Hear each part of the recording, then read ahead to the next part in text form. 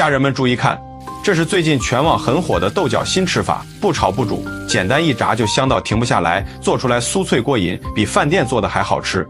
首先5毛1斤的新鲜豆角，改刀切成1米长的段，越长越过瘾。锅中水烧开后，加1勺盐，先给豆角入个底味，下锅煮到6成熟，捞出沥干水分备用。接着碗中打入2个新鲜鸡蛋，加1包小酥肉脆皮粉，这是炸东西外皮酥脆的关键。再加1勺清水，少许盐和五香粉，搅拌均匀。最后加1勺食用油，万能脆皮糊就调好了。把脆皮糊倒进豆角里，拌匀，让每根都裹上一层面糊。